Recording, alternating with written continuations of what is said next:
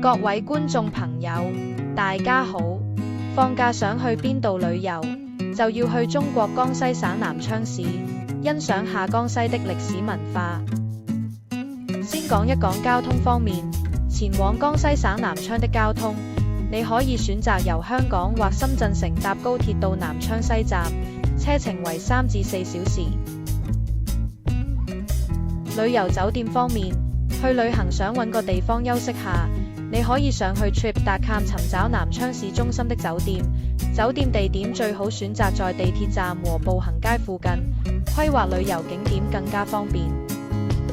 南昌市交通方面，現時南昌市內巴士或地鐵由酒店前往旅遊景點旅程更方便。想規劃路程，你可以上去高德地圖尋找路線，選擇最快的路程前往目的地。想同大家介紹下南昌的旅遊景點。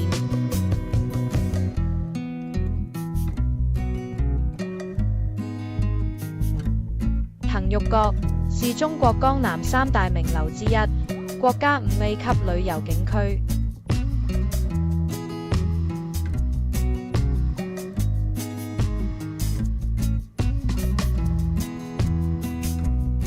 醒金塔，江南典型建築，江西省文物保護單位。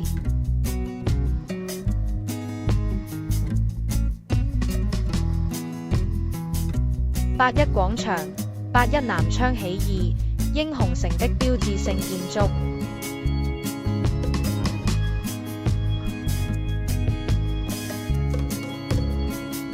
萬壽宮歷史文化街區，金婆文化第1街，國家4A 級旅遊景點。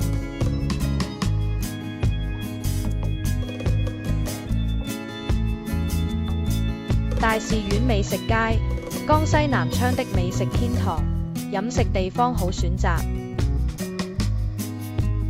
想了解更多南昌旅遊景點，請留意下一集的江西南昌系列影片。想知多啲，請記得訂閱、讚好和留言。再見。